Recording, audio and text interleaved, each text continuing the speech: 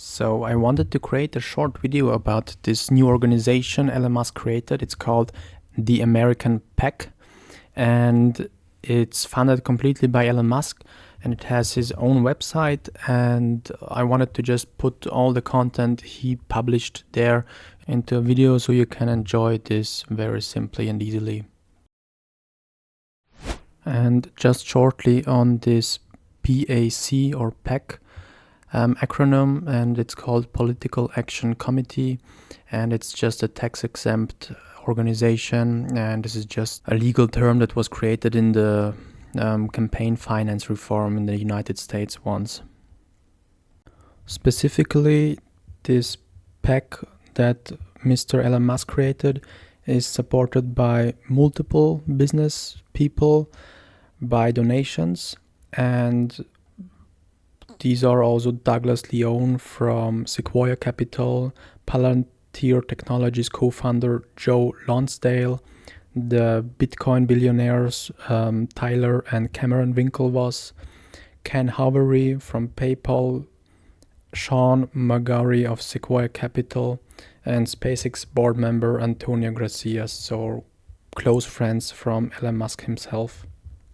And the main premise of this PAC is to increase voter registration in swing states where they can change the outcome of the Democratic or Republic vote, either as an in-person employee or by referring people that sign a pledge that supports the First and Second Amendment. So let's look on to the published content on that website from him. And the main stances of it are securing borders, a sensible spending, safe cities, a fair justice system, free speech, and the right for self-protection with guns. The all-known border crisis that we already all have seen.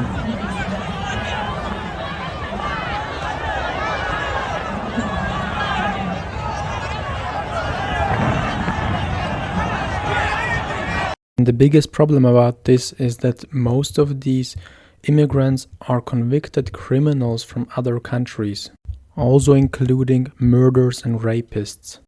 They're currently tracking 425,000 non-citizens who have been convicted of a crime. Of that number, over 13,000 non-citizens have convictions for homicide and are on the non-detained docket, meaning they're roaming the country right now. On top of that, there are another 15,811 non-citizens convicted of sexual assault who are roaming the country right now on ICE's non-detained docket. Then we can see more videos about the border crisis where illegals just easily can pass the border without any restrictions. There are leaks and holes in the border wall where anyone can pass through. Cities in Pennsylvania getting flooded by Haitian migrants. Population increase, probably 30-40% Haitian coming in and just going in and out of different houses, and having vans pick them up to go to wherever they are going to, and then returning them at all hours of the night. So that the population of illegal immigrants rises 2 to 3 times.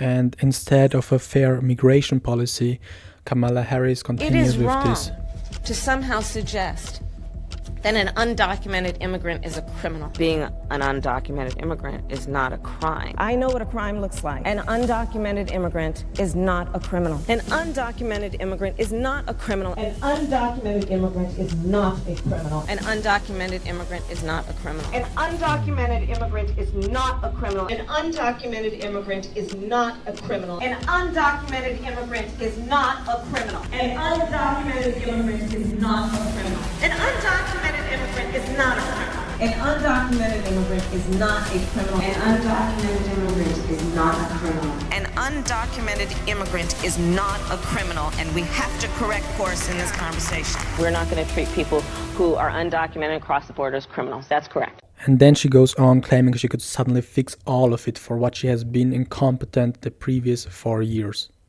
And as president, I will work with Congress to create, at long last, a pathway to citizenship for hardworking immigrants who have been here for years.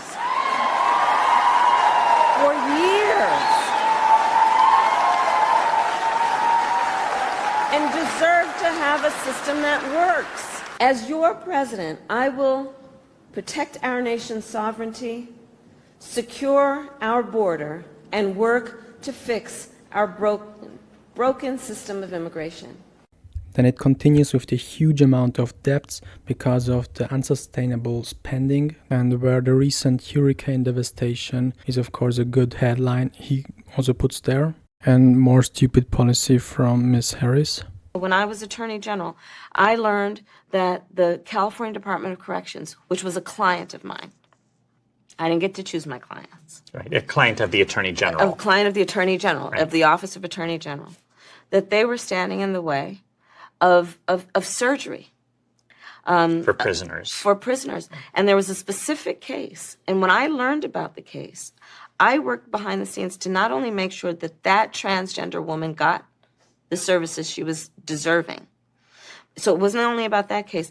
I made sure that they changed the policy in the state of California so that every transgender inmate in the prison system would have access to the medical care that they desired and need.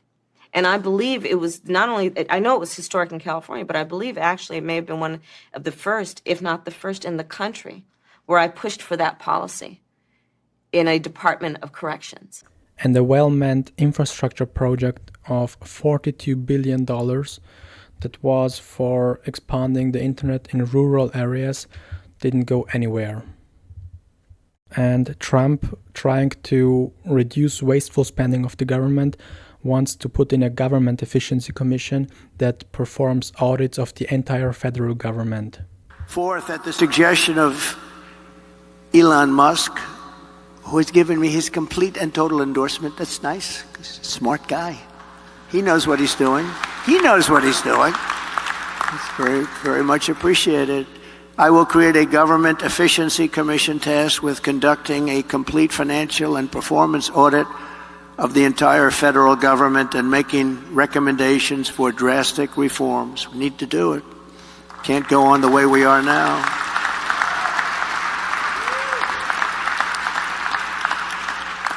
And Elon, because he's not very busy, has agreed to head that task force. Be interesting. If he has the time, that'll be a good one to do it. But he's agreed to do it. In 2022, fraud and improper payments alone cost taxpayers an estimated hundreds of billions of dollars. As the first order of business, this commission will develop an action plan to totally eliminate fraud and improper payments within 6 months. This will save trillions of dollars, trillions. It's massive. For the same service that you have right now, trillions of dollars is wasted and gone and nobody knows where it went. Further taming inflation and bringing prices way down. Milton Friedman was always right. Keep your eye on one thing and one thing only, how much government is spending. Because that's the true tax. Every budget is balanced. There is no such thing as an unbalanced federal budget. You're paying for it. If you're not paying for it through it in the form of explicit taxes, you're paying for it indirectly in the form of inflation or in the form of borrowing. The thing you should keep your eye on is what government spends. And the real problem is to hold down government spending as a fraction of our income. And if you do that, you can stop worrying about the debt. And then some completely irrelevant answer to how to grow the economy. Going from a show to a whole entire company, what is your economic plan moving forward for people who are living paycheck to paycheck and struggling for groceries and rent and homeowners? So, look, I grew up, my sister and I were raised by our mother. We lived for a long time in an apartment on top of a child care center. That child care center was actually owned by a woman who lived 2 doors down from us, Mrs. Shelton, who was, by all of our accounts and feelings, our second mother. She helped raise us. And so she was a small business owner. So I'll start with the small business and congratulations on what you guys have done. I, from a child, knew who our small business owners are, right? I mean, you're business leaders, but you're also civic leaders. You take seriously your voice and how you can mentor, how you can grow, right? Communities and the sense of communities. I love our small businesses. And so a lot of my work in terms of building and growing the economy has focused on small businesses.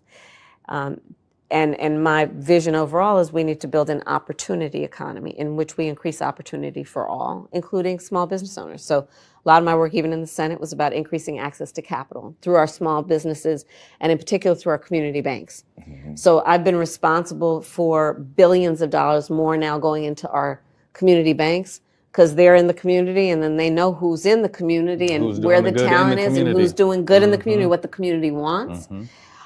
And so part of my plan as president.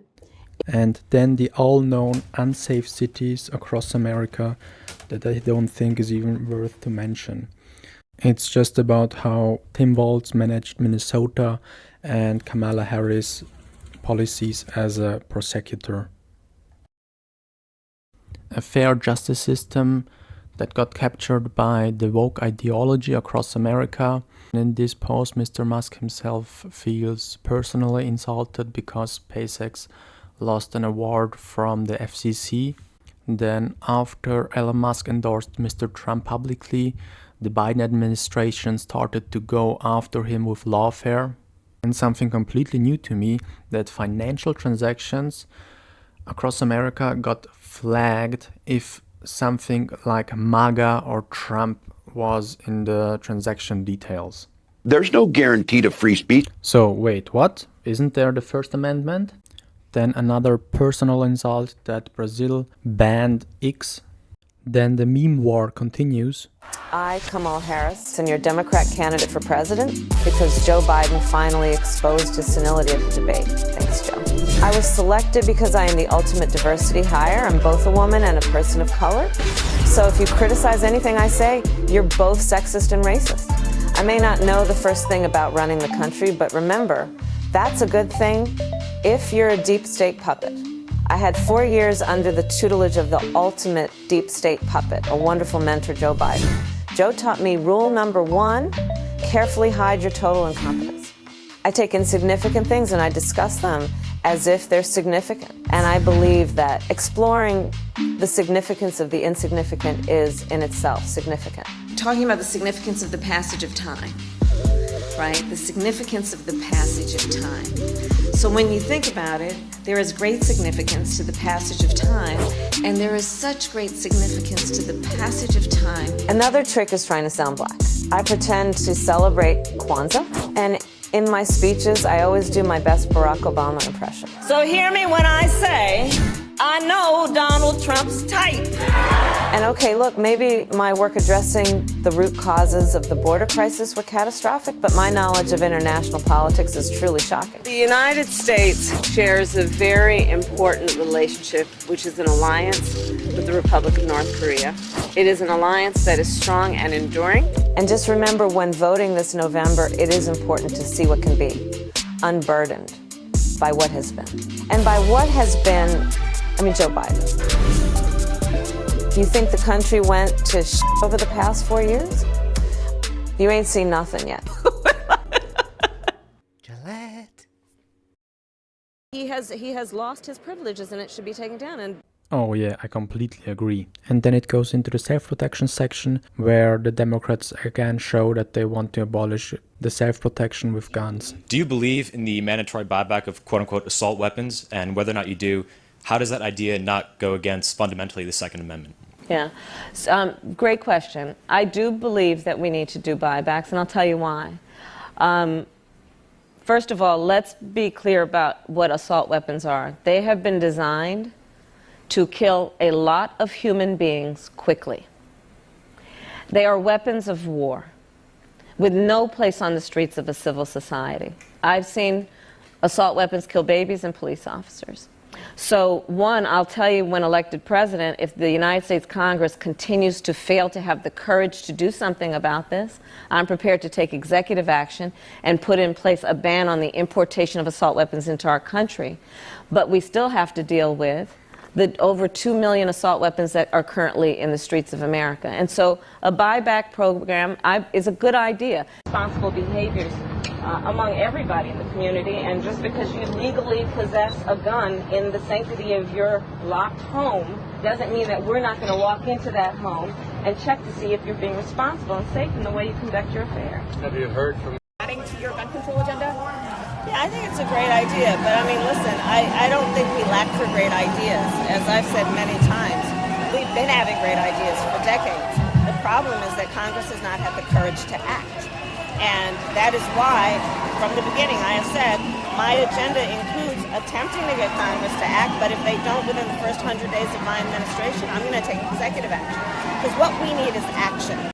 So personally, I think that Kamala Harris is completely misplaced as a presidential candidate and should never have gotten the chance to run as a president of the United States of America.